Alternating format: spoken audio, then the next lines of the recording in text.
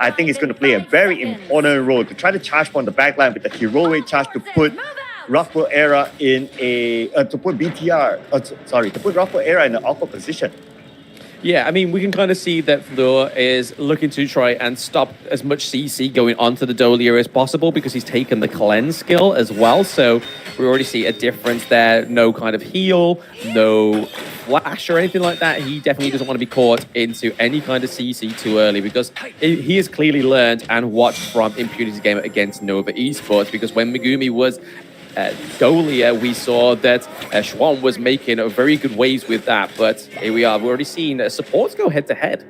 Yeah, a bit of poking between the two sides, right? So it's more of like a gesture just to say hello. And when we talk about the farm lane, they continue to poke each other because both of these sides, they really want to open up their space. Now, the Flaming Palm is definitely not going to do Zan any favors. He can continue to do damage, but is well protected by Psycho. So I wouldn't be too worried about Zan for now. Yeah, not for now. I mean, as long as the idea sticks very close to the DRNG, I feel like it won't be a problem just yet, because as we know, Flaming Pop starts to hit as you start to get those two fully built items. Maybe we'll see the Meteor be built as the second tier item first thing for the Lung to try and encompass the Orgren, the tankiness from Orgren. And here we see a decent amount of rotation here by BTR. They seem to want to try to get a sneak off into the jungle, but both sides truly respecting each other. I mean, it's going to be the first game of a high-stakes game, right? So I can understand that if they don't want to go all in yet, but maybe at the top, they might go for it, but nah. Not just yet. Not just yet. I mean, they could still set this up. They don't have the minion wave to fight, right? They don't have everything that's going in their way just to make sure they can take that fight against Rough World Era. But it does mean that BTR are able to claim the teleport mechanic here, which is going to be huge. I mean, Guan is not anybody that needs a teleport mechanic, but to say, for example, Orgren, who may go up to the clash lane and just get a bit of feed from the minion waves there, is able to teleport back down to these neutral objectives, go and help out where they're being pushed elsewhere on the Gorge. And I like the fact that Tufts, he took the sprint, so that will allow him more access to the backline with the heroic charge, just to disposition the players of RWE. 7jin, he has the sprint as well, but he's not really a pusher or dispositioner. He will probably be more of the pick-up guy to try to get the backline, especially if he can take out the idea as quickly as possible. Oh yeah, I mean, it's all... I feel like the sprints are kind of like a get-out-of-jail card, but also a way to chase down those heroes on the enemy's team that aren't necessarily damaged, right? So you're able to get in very much closer than you would without it. But it also means it's a kind of like a fall safe as well. So if Dolia doesn't give over the Celestial Melody to the Elaine and gives it over to the Lung, he still has a way to get out of there. Okay, and at the current situation, it looks like both sides, they are pretty 50-50 with each other, but we might see the next engagement at the bottom. Okay, right now they see an opportunity, but anyway, you have the Infinite Bastards to escape, so I wouldn't be too worried still. The first engagement we might see in the first Tyrant. Yeah, I mean, it's kind of going the same kind of tempo as the first game between Nova and Imp did, right? We weren't seeing First Blood until around about the 4-minute mark, which makes sense because the neutral objectives are up. Even though both of those teams didn't actually gun for the neutral objectives when they were first up, they tried to make a little bit of a leeway, which could potentially happen here. We're seeing a 3v2 down into the farm lane. All right, at the bottom here, Infinite Bastards will be used and he will escape. And that's what we kind of expect. But the Infinite Bastards is used just right before the Tyrant. So that's something that BTR wanted to force out. Wanted to force it, but it does force out the Celestial Melody as well, because he's going to be able to cleanse that back up. But hey, we could be seeing a bit of a brawl going on here. There's definitely tit for tat for now. A little bit of a calm before the storm between both BTR and Rough World Era. And in terms of the resources, there's not much in it, but getting caught out here may be a flaw. Okay, they're trying to poke each other because they want to find a way to access the Tyrant. Tyrant is still open, up for grabs, and looking at the Tyrant, is now down to 50% of health. Are they going to go in for the steal? No, not yet. And RWE, they will secure the first Tyrant. securing the first Tyrant, but it is going to be ZaneQ actually making the most out of a bad situation. He's just going to help himself to the enemy's farm, which is going to put him ahead of the Arise on Rough World Era. So he's already got the level advantage. He's more than likely going to have that gold advantage, even though it's only 300 across the board. It still means that it's a slippery slope if you don't maintain it. And they see a rotation here down south. Probably going to be an engagement. Okay, from the back, she has arrived as well. So there's enough protection. Again, it's going to be just a little bit of a pushback here towards the players of BTR. So they'll be fine for now thanks to the rotation by Neo. Yeah, I mean, the World is my board was dropped down, but I think that's the good thing about having the idea into this matchup, right? That Destiny counter is such a great disengage tool. And no further engagement so far. And both sides truly respecting each other. Even though there was the Tyrant fight, but yet they weren't going all in onto it. And I can totally understand, right? Like, this is such a big match, a decider match between the two. So both sides don't really want to make those big mistakes. But if you kind of think about it, like, if you allow the other side to play their rhythm, then in the long run, it's going to be difficult for the losing side. But speaking about the losing side, you might see one in the middle. World is my board will be used, trapping 3 of them in the middle. But then again, they are not ready with the damage yet.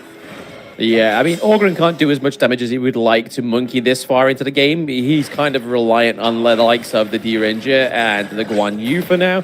But I do want to give over the point that 7 Jin has now got the Spark Forge Dagger, which means that I feel like Tufts has been driven back into the Clash lane because he knows that the wave clear on a lane has now become a little bit more feisty. They saw a lane. Okay, so they did a bit of a lane swap here with 7 Jin going down to the bottom lane instead. But he needs backup though because the rest of them are here. We might see an engagement, but again, both sides truly respecting each other. Truly respecting each other, but they are taking the monopoly where they see fit. That is Bigatron Sigma taking their first turret from the side of Rough World Era. Rough World Era currently in a bad situation because they've had nothing to trade for this, right? They haven't gone into the enemy jungle to switch that up. They haven't got any kind of Azure or Crimson Golem. They're looking like they're playing on the back foot here. The only push they really have is up into that Clash lane. Here comes with the backline because ZaneQ here cutting the back waves. So it's going to be difficult for them to come and save their teammate. But then again, the tag is happening right now. Death at Sunset used to just try to disengage himself, but he's not far away enough. And the first blood will be given to BTR. Yeah, BTR getting first blood, but it is going to be traded for that T1 up into the Clash lane. So in terms of the gold resources, it's slowly still trying to neutralize on the side of Rough World Era. But 7 Jin being taken out means that they aren't going to have a better or potential engage. It comes for a potential second engage, but they know that they do not have enough players. And plus BTR, they're playing this very, very objectively, right? They're not going in for the kills. They just want to take down towers, just push out the waves, and then reset back. Yeah, they've set the motion, right? They got the T1 down into the farm lane. They got first blood. So they thought, why should we actually take the pressure off now when we're ahead by not a country mile, but we're definitely getting asteroids ahead of us. And we can see that Tufts is already trying to push the Clash lane as well on the side of BTR, trying to open up those side lanes even further because it's not the fact that the side lanes aren't open that's stopping ZaneQ going into the enemy jungle. It's the fact that the focus is now on the side of RWE that they need as much resources as possible. Oh, they're forming up right now. World is my board. Managed to get 4 of them. Inside World is my board. Now it's time for them to take advantage, but they don't have the damage output just yet. Going straight to the back line. They tried to catch the back liners, but the tower is still active. It's going to be fairly difficult, but you got Tunsky there to make sure at least they got one of it. Tunsky's there to make it fair. He gets Tufts off the board, and it means that the second Tyrant is going to go over to the side of Rough World Era. Again, it's exactly what they need. They need that increased damage to put on the pressure into these team fights because that's where the cracks are going to start to show on the side of BTR. From the side, I can look for another pick-off right now. BTR, they don't have the manpower though. And here we go. World is my board. 4 of them trapped inside. But Rough World Era, they're not too hungry for kills. They'll let this one go for now. Yeah, it's kind of like a bouncing castle. They all run to one side to hope that it tips over. And the fact that they had the T1 into the mid lane as well meant that they were safe. If they decide to try and push, the T1 would actually approach them. But here we go. Maybe the idea goes in Dream Roll as well. Oh, Menki comes in and they got Zankyu in the process. So now no big tanks for them. Neil, he's in an awkward position right now. Neil will be taken out underneath his tower, but from the back, we can see Tubbs coming in. But the change is happening at two sides. At the top, at the middle, Danny will be taken out. Yeah, definitely a much better team fight for Rough World Era. Even though both of the Clash lanes were trying to implement the same strategy, it's just that 7jin implemented it a lot better. He was able to get into the back line, take out Psycho, so Dolly was down, and it means that this is a great turnaround for Rough World Era. They're now above in the gold resources, as they should be when they get a 4 wipe, but they need to make sure that these Vanguards don't push their lanes too much, and they've got to keep a keen eye down into the farm lane, right? I mean, their high ground turret is open and exposed. Yeah, and because of that, it's probably going to give them a bit of trouble to try to get the Tyrant or the Overlord. They are looking towards the Tyrant though. And at the same time, looking over at the replay, and this was the fight that almost got them entirely aced out. Yeah, the Dream Roll came in just in time, right? Shut down ZQ when you can, because that's a lot of the frontline gone for the side of BTR. And that's what I was saying in the draft is, Orgren is amazing, but when you don't have a secondary tank, it's hard to make this work, which is it pays dividends what you were saying. Imagine if we had a Liampo into the strat rather than the likes of the Diadea, or maybe putting the Liampo up into the Clash lane. It may not have been the best 1v1, but speaking of 1v1, look at Tubbs as well from the back. He's going to come in from the back, and here comes the heroic charge to put his opponent in an awkward position, but instead he was the one punishing 7jin. Will be taken down. BTR, 2 of them down. This is probably the time for RWE to rush in. But before that, they take down the mid tower, and without 7jin, they say it's good enough.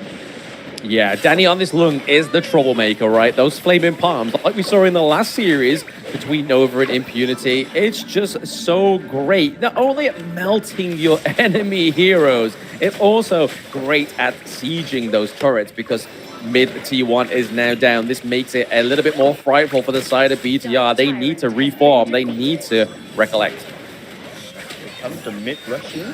Probably a chase here.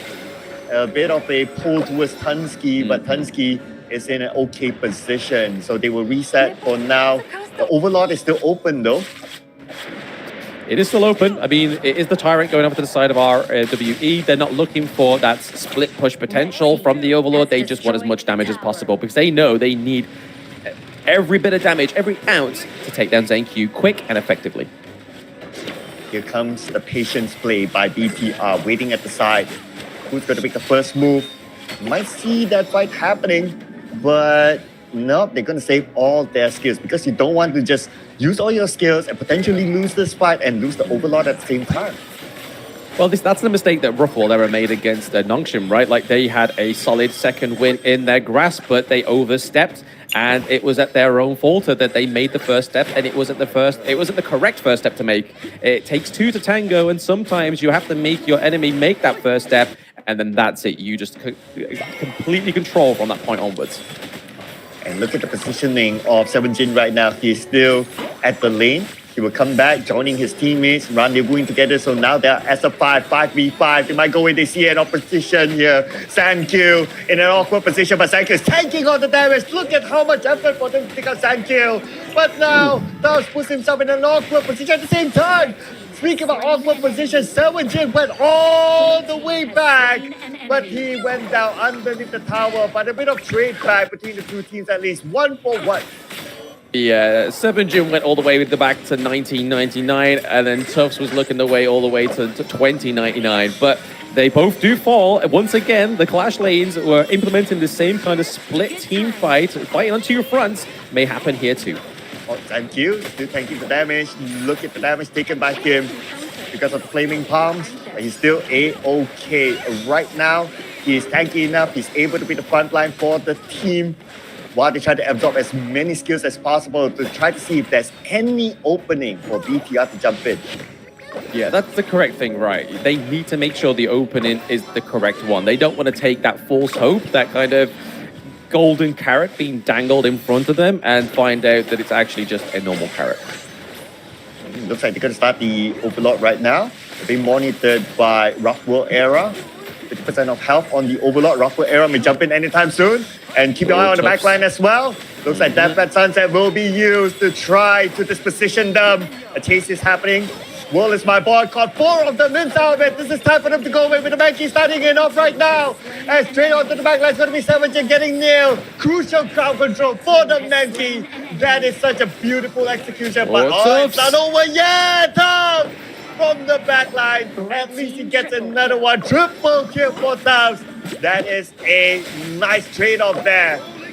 Yeah, Tufts has got RWE's number. That was a great triple kill pick off there for the side of BTR, and it's now going to open up that mid lane, right? They've got Monkey and Elaine to try and keep this alive. They have no range, so they have to get close in to try and contest this defense, this great offense from the side of BTR. But Tufts trying to give the pressure onto the side of Seven Jin, but is it going to be Seven Jin alone? He's able to use the sprint to get out of there as well, just for now, but they may be trading the higher ground turret. Took down the tower. It's going to be bad right now. Okay, they will still go in for it, but they have 3 of them. Yixing arrives, but the world is my board. Will not lock anyone in it. So no targets for RWE this time. No targets for RWE, but they were able to get the eyes on the prize for the side of Bigatron Sigma. They are able to get the higher ground turret, which means that mid wave in the that middle lane is going to be harder to defend now. And now the Tyrant is up for grabs as well. BTR seems to be ready for it. Tufts is on his way to join his teammates. Seven Jin should arrive anytime soon as well, but they need to monitor their waves. At least they still have the tower, so it's still going to be okay. Yeah, I mean, shout out to Arise, able to keep up with the farming of ZQ on the Organ, right? But it's where the deficiency is coming from is Danny. Danny has more gold than Zane for now, and they've got to make sure that they take out Lung in the early game, or they feel the wrath of those flaming palms. And the world is my board managed to catch 3 of them for the side of BTR, but because of the presence of Tough at the side, that's why they didn't really want to go in yet. The Tyrant is up for grabs, but the Tyrant will now reset back to full health. Yeah, I mean, just look at Tufts. He's just waiting for the right pounds. He was just sat in the middle brush, just like, hey, if they try to come and close in on you guys, they know that you're at the actual neutral objective, but don't worry, I've got your back. I'll just come in from the back line, use the Razor Cavalry, and just bring them into you. But right now, Array's taking a lot of damage. Here comes 50% of health. Look at this. Another fight's happening at the lower side of our screen here. And going all the way onto the backline, it's going to be tough. He's just wrecking havoc on the backline, trying to get Danny. And Danny, my goodness. Okay, he went down, but they got tough together with him. 7G got taken out as well. So BTR, that is a worthwhile trade for them. Yeah, I mean, what makes it even better is the fact that they got a minion wave both prepped up in the mid lane and in the farm lane. So they could start to even just let them defend these minion waves whilst they go for the neutral objective, but it looks like they want to go for another higher ground turret, which I don't blame them at this point. And here comes going in onto the base. Looks like they're going to follow up. Are they going to continue on? They might just continue on now. Arise is taking as much damage as possible, but it's not going to be that difficult for him to get out of danger. Looks like BTR, they might want to end this game. The minions are in. BTR focusing onto the crystal. And BTR will take up game 1.